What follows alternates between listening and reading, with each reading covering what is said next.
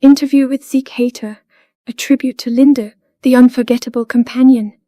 Zeke Hayter, founder and proprietor of the esteemed independent record label Evil Dead Records, is recognized for his unwavering dedication to music, acting, and his singular artistic perspective. Nevertheless, Ike's personal life was also profoundly impacted by his relationship with Linda, a devoted English Cocker Spaniel who, throughout her 18-year lifespan, a dog who was not only an integral part of his musical family but also an unwavering companion to many.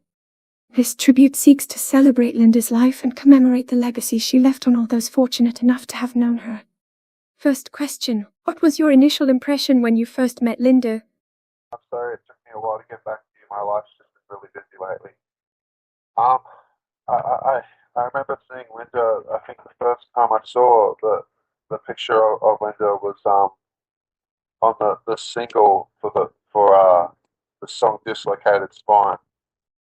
I was pretty sure that it was on that Linda was also on the cover that was put on Spotify or whatever for my second album, The Day of Reckoning, the alternative cover. A lot of my alternative covers, yeah, had Linda on the cover, which I just remember particularly thinking the cover for Dislocated Spine was really cool because I remember Linda being sort of on the roof of a house, I think. I haven't seen the cover in a while, but if I saw it again, I remember it looked really cool. It was like a cool sort of picture for the single. I always thought that was kind of cool how it was sort of like alternative versions of the covers and stuff, like yeah, and Linda was on a lot of those covers. Yeah, it was almost like because yeah, it was almost like I'm trying to think of a way to explain it, like the Spanish version of the album cover or something. You know what I mean? Like, yeah, I liked that. It was like an alternative version of the cover. It's kind of cool. Gave it a bit of a bit of a different kind of feel. How would you describe Linda's relationship with the Evil Dead Records community? I would say almost like a mascot, and it's very sad to hear about Linda's passing because yeah, it was kind of cool that she was on so many of the album covers and stuff like that. Is there a particular story or experience involving Linda that has had a profound effect on you personally or left an indelible mark on the record label? Sorry if I keep taking a while to get back. It's because I don't have my phone at the moment, so I have to respond on my laptop, and I very rarely go on Instagram on my laptop. Um, I would say just yeah, I feel like my music must have touched you and sort of meant a lot to you in that way for you to put Linda on the cover of a lot of my albums like that, which I thought was really cool. What do you believe made Linda so special to the community and to those who knew her? Well, Linda was obviously very special and close with you, um, since you felt the need to add Linda to all these album covers, and I thought that the pictures you took of Linda were really cool. I just recently again saw the Some Southside Songs EP, which I forgot that Linda was on the cover of that. But yeah, I mean, it was always done in a really cool way too. Like I think my favorite one was the Dislocated Spine one, where yeah, I liked the picture of Linda on top of the roof like that. That I always thought that was a pretty cool picture. Like just in general for the single, like yeah. How are you and your family faring in these days? How has music impacted your life recently, and what projects are currently underway at Evil Dead Records? My music's been kind of put on hold due to an injury that I've recently suffered, but I'm still trying to get back into the swing of things. Um, I am currently working on a new album, but it's probably not going to be out until 2025 because I'm really taking my time with it, and I want it to be exactly what I want it to be. The next Zeke Hayter album is going to be called Ugly. I'm also releasing a remix album to For President, which is hopefully going to be released in November. I'm shooting for November, which will be exactly 10 years after the original Four Presidents. So sort of like an anniversary thing, but it's a remix album. I was possibly going to try and make a music video for Glitter off my Sad Girl EP. How do you stay inspired and creative in the music industry? Do you have any special rituals or processes for composing or producing music? That's an interesting question. How do I stay motivated? Because I have gone through phases where I haven't been motivated and I've lost my motivation and stuff like that. Um, Back in 2015, I was probably pushing my hardest to try and get famous when I made my album Omega.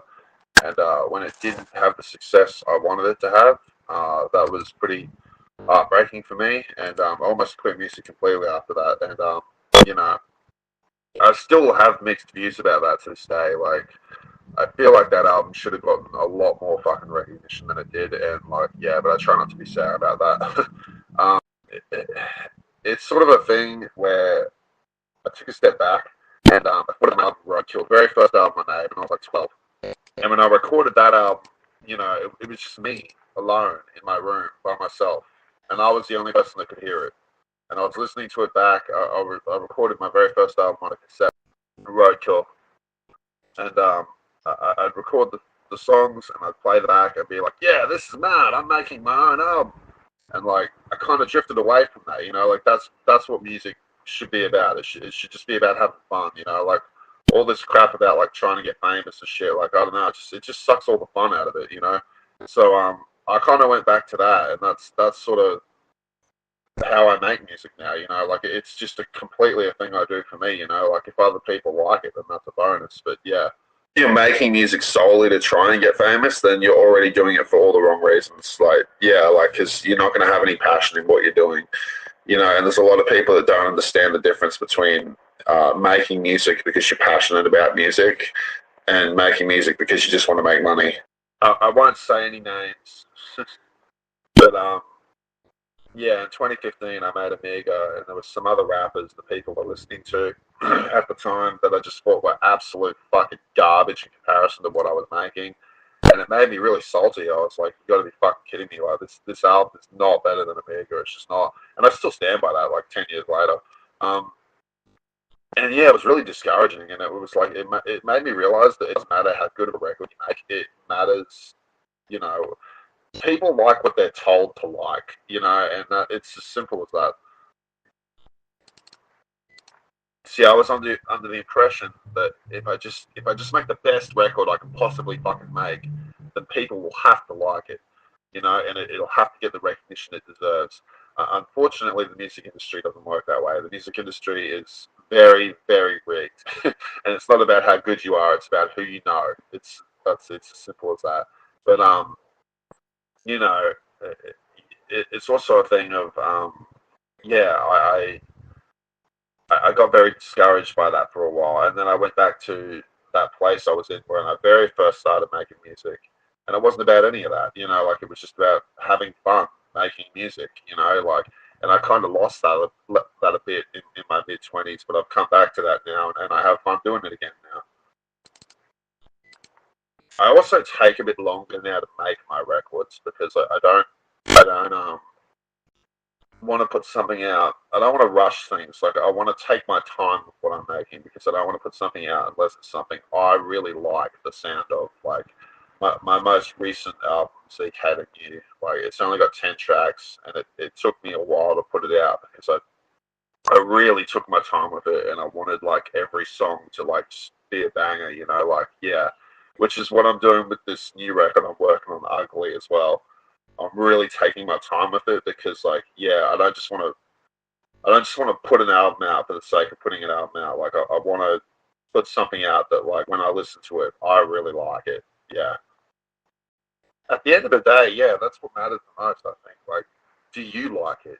Like, if other people like it, that's cool. Like, if it gets a fair bit of recognition, that's cool. But like, yeah,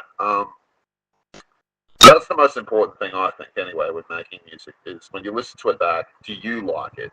And if the answer is yes, then that's it, really. That's the goal. Like, I've made music with people and they've been discouraged because of like what some other person has said to them about the music, and I've been like, who cares what they think? Like, it's our music. Like, what about what we think? Like, a lot of people, don't get that. A lot of people care way too much what other people think.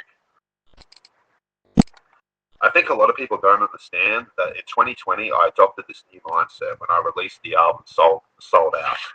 That album was basically, it wasn't just an album, it was a game changer. It was making a statement. It was saying that I don't give a fuck about the rap community at all. And I'm going on record and saying that. Like, the rap community are idiots that only listen to what they're told to listen to. I said that in the song Dream. That's kind of what that song was about. Like, the rap community doesn't support talent. It supports, again, I'm not going to go ahead and say names because I ain't out here trying to start beef with nobody or nothing like that. But there is rappers that people listen to that they only listen to because they're told to listen to them, and these rappers are just absolute trash. So it sort of became this thing of like, and that album was kind of making a statement, like, we don't care what anyone else thinks but us.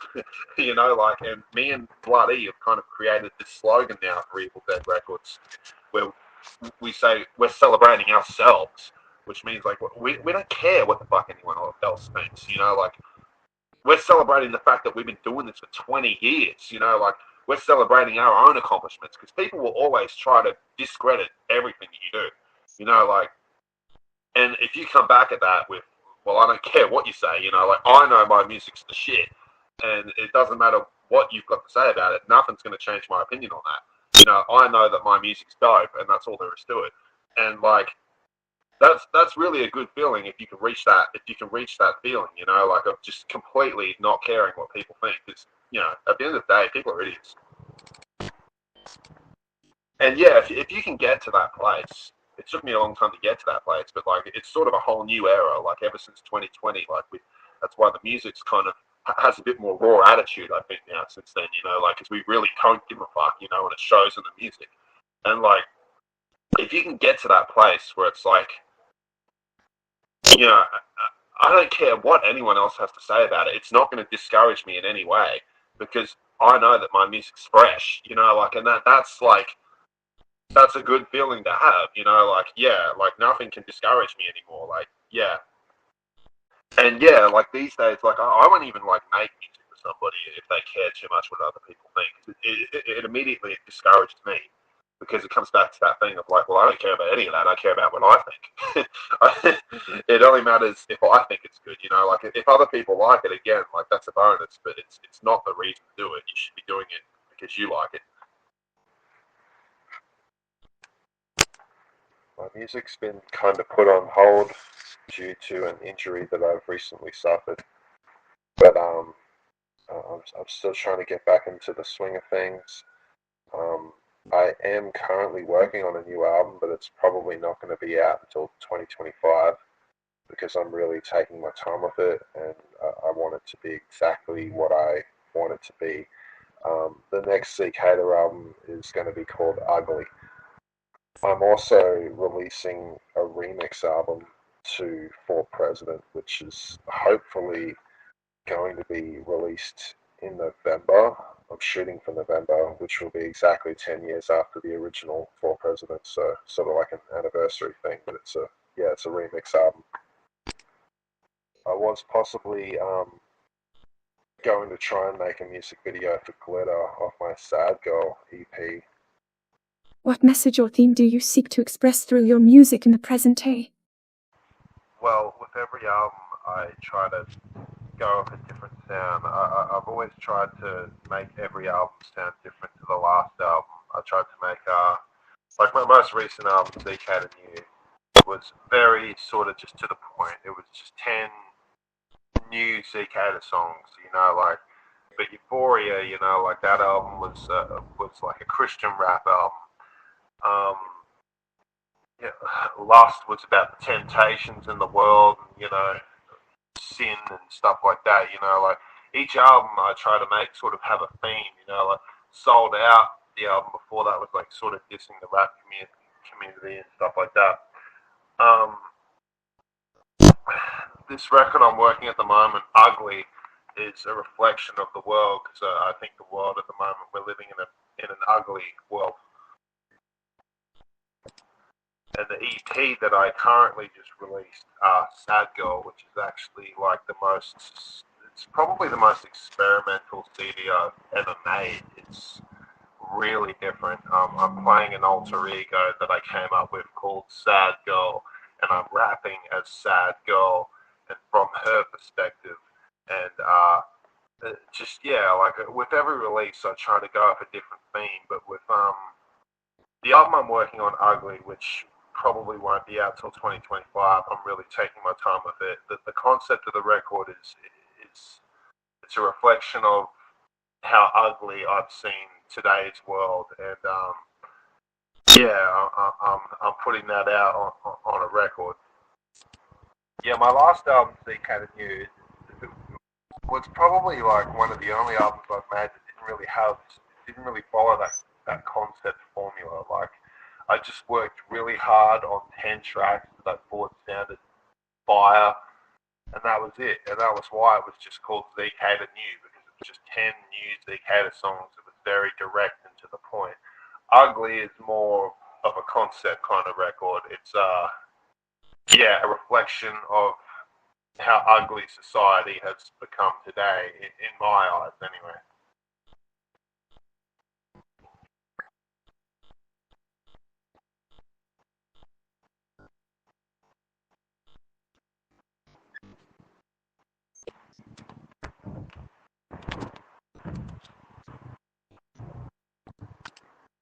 But yeah, that's sort of what I go for. Like whenever I make a record, I try to make each record sound very different to the album I made before that album. You know, like I don't want all my albums to sound the same. So like basically, unless I come up with a theme that I think is like really cool or something I want to work on, you know, like I don't even really work on a record these days unless I feel like I've got a theme. And I've been doing that for like about the past 10 years now, you know, like a lot of my earlier stuff was just sort of, I don't know, horrorcore sounding. Whereas I think around 10 years ago, around like the For President era, because the concept of that record was elect me for president. It's like the concept of that. So that was when I started like dabbling with concept records. And yeah,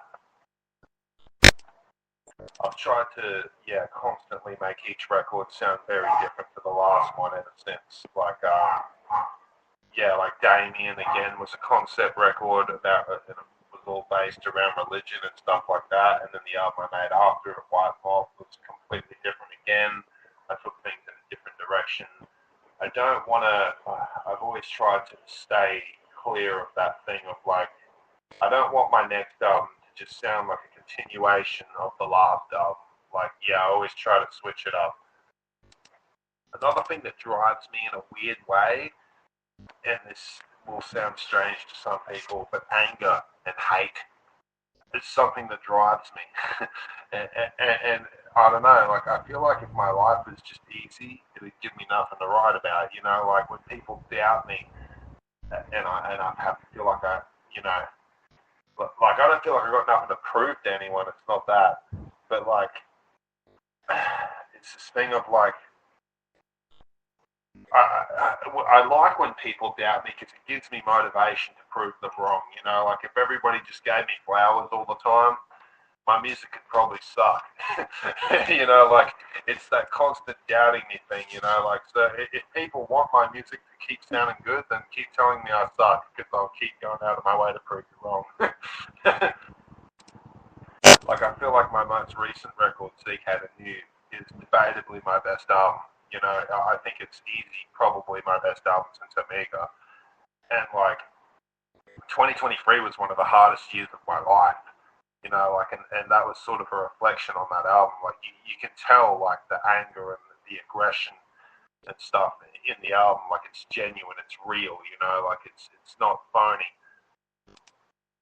And I think the people who do like my music, that's one of the reasons they like it. I've been told by people before, you know, they can feel that the energy in it is real, you know, like I'm not forcing anything, you know, like I'm not saying stuff because, oh, this will sound cool or whatever, you know, like I'm not trying to sound cool. I'm letting out real emotion in these songs, you know, like I'm really going for shit, you know, like, and I'm letting it out in my music. Another thing too, like when I said before the album sold out was a game changer, it really was because there was a lot of things I wanted to say about the rap community, and I was holding back. And it was like, oh, you can't say this about that rapper, you can't say this about this rapper, and it's like I'm just gonna say whatever the fuck I feel, and that was such a game changer. That changed everything, you know, like, and like I approach almost everything that way now. Like, I don't hold back at all, ever, you know, like, that's like another thing with the most recent EP I put out, Sad Girl. I knew it was mad experimental, and I wasn't sure who was going to like it and who wasn't going to like it, but it was what I felt like doing. And that's, at the end of the day, that's what matters, you know. And like when you break down all those barriers, I think you can get the most experimental with it that you can, you know. Like the amount of people I've recorded music with, and they're like, "Oh no, you can't say that because what if people think this?" And like, I reached a point in my career where I was just like, "Fuck all that," you know. Like, I'm not going to hold back anymore. I'm going to say whatever I want on my records, you know. Like, and that is another motivating force in my current way of writing, you know. Like, yeah, since adopting this mindset, I think I've written some of my best songs today. You know, like since adopting this, I'm not holding back anymore mindset. I'm just going to completely speak how I feel about everything. And I'm not going to have this thing anymore of, oh, what will people think if I release this? You know, like, once you take those shackles off and they're completely gone, it just becomes, what do I think of it? And you listen to it, and if the answer to that question is, I fuck with it, I like it, then that's it. That's it. It gets released, and the music has changed a lot since adapting. Is it adapting or adopting? I don't know. I'm a rapper and I can't even talk properly. Adopting this mindset, it was a massive game changer for me. Once you've truly removed that weight from your shoulders of caring about what other people might think, your possibilities are endless. And I don't like getting labeled particularly a horrorcore rapper either, because like if you go back to like the 2000s, I guess you could say my shit was horrorcore. A lot of my shit was like ICP and Twisted covers back then though.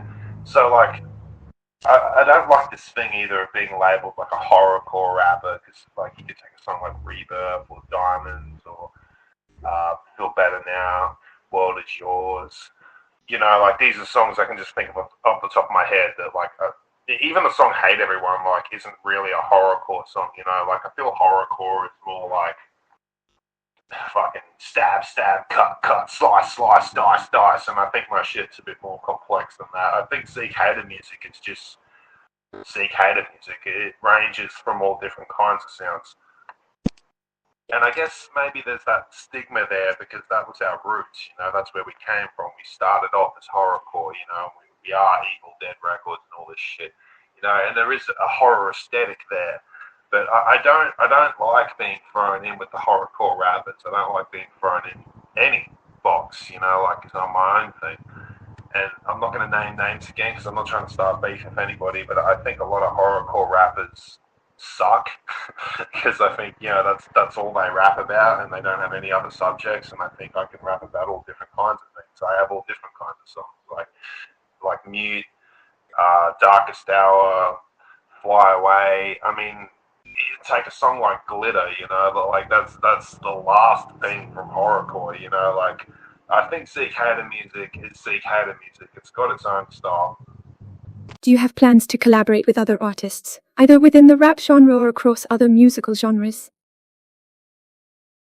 Well, here's the thing. Like, I'm only really collaborating with Bloody now because everybody I've ever collaborated with almost has been ungrateful for the fact that I've put them on. You know, nobody would have even known who they were if it weren't for me, and they've been ungrateful for it, and they've spat it back in my face. So it's sort of become this thing now where I used to be keen to do a song with anybody who was keen to do a song with me, but I don't really work that way anymore.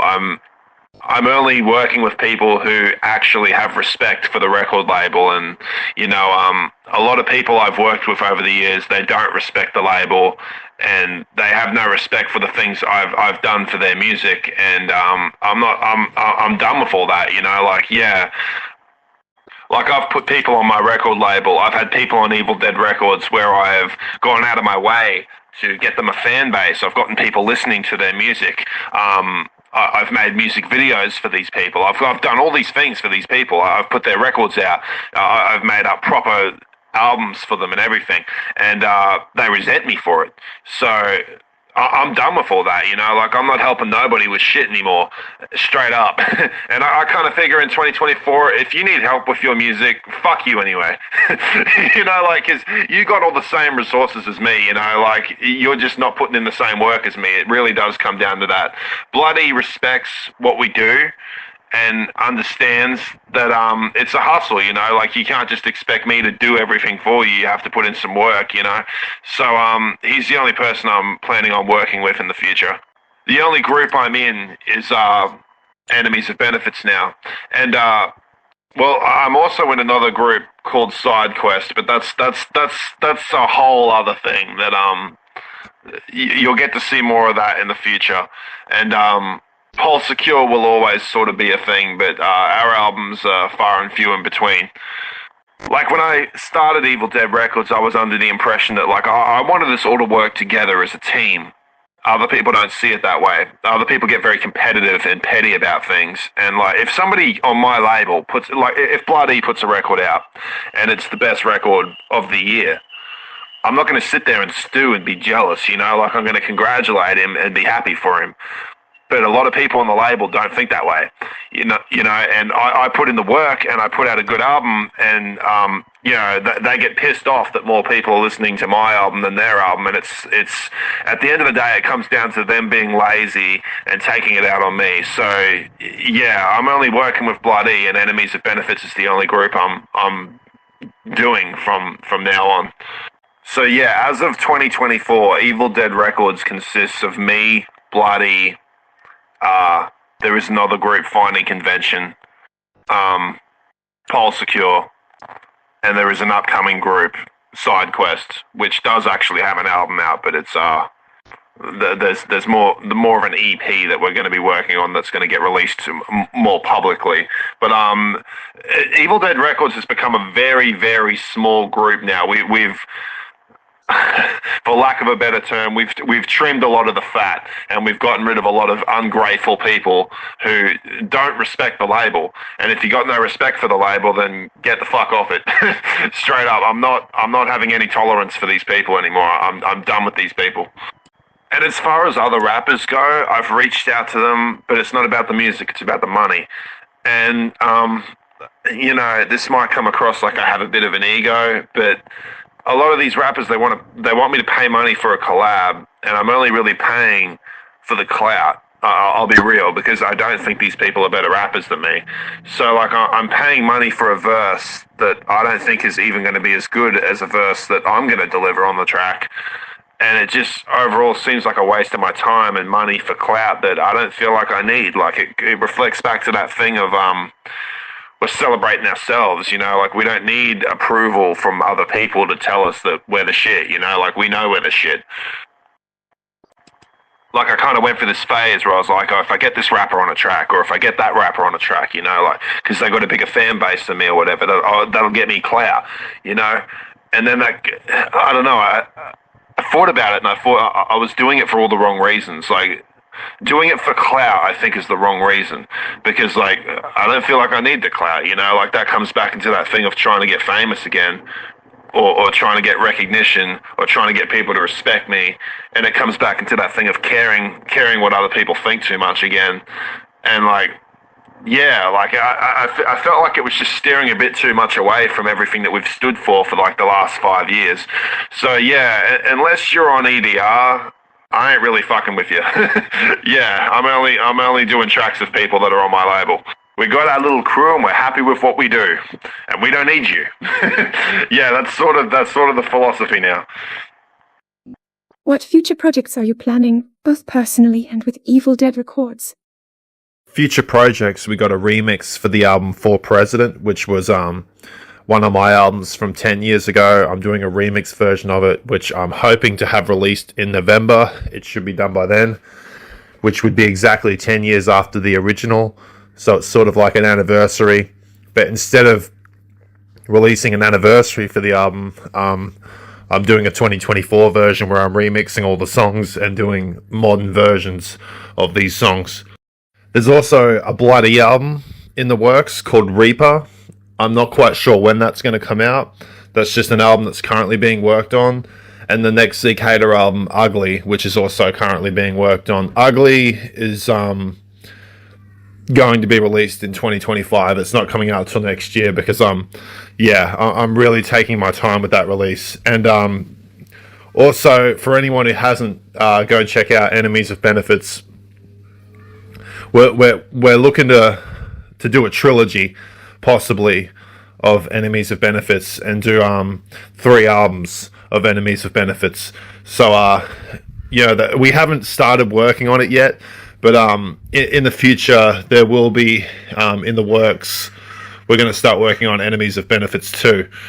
See, when it comes to Evil Dead Records, everyone is very much entitled to their own thing, like Bloody just he works on the album and he tells me when it's done and he sends it to me and I release it on the label. So I can't give a release date for Reaper, but there is a new Bloody album coming out called Reaper, and I can't give a release date for Ugly, but there is a new Zeke Hayter album in the works called Ugly, and that will come out in 2025 because I'm not releasing anything until it's something I'm really happy with. And I think further down the line, Enemies of Benefits 2 will be something that we're going to start working on.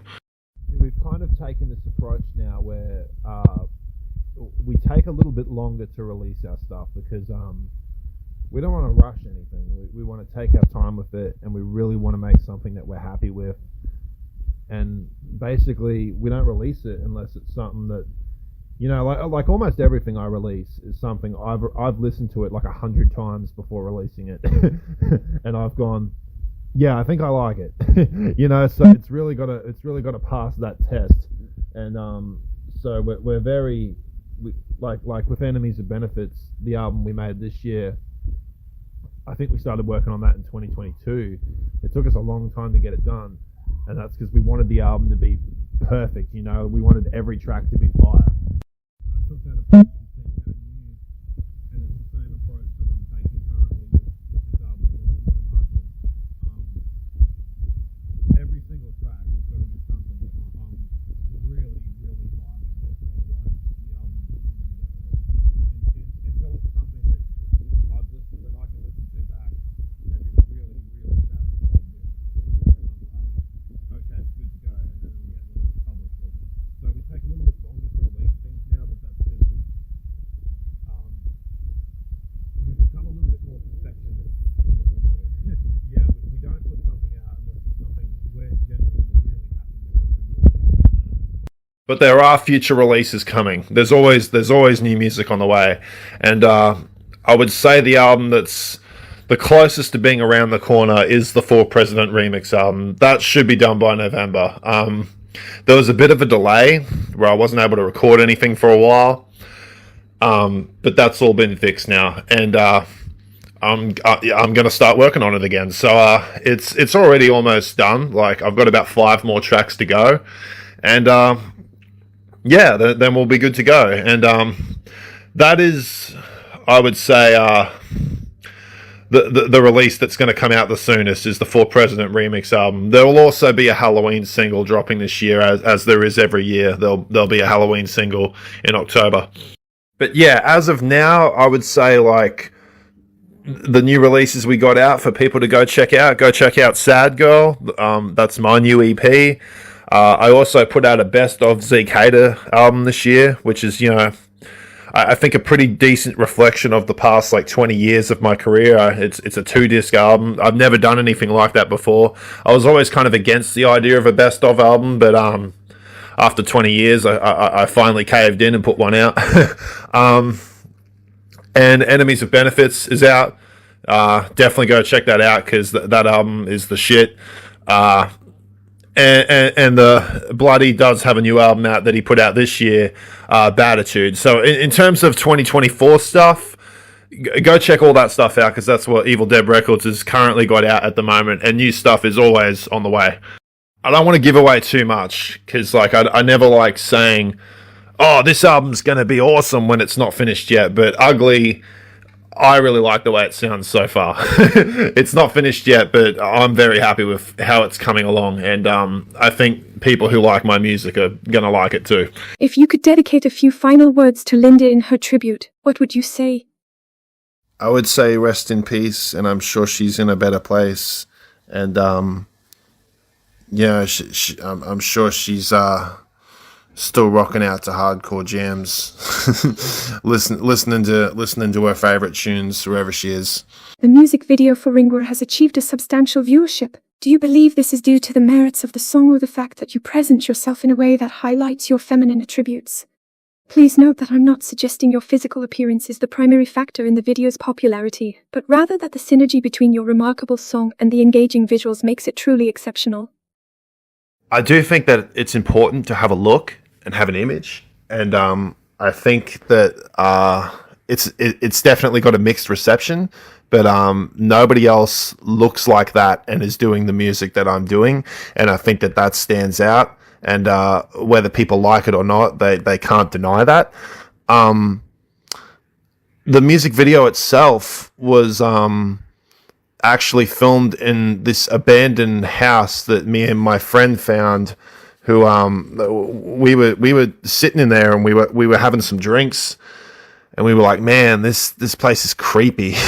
And we really liked the creepy vibe of it, so we got some costumes together and some candles, and we brought some cameras in there, and we set shit up, and we filmed a video.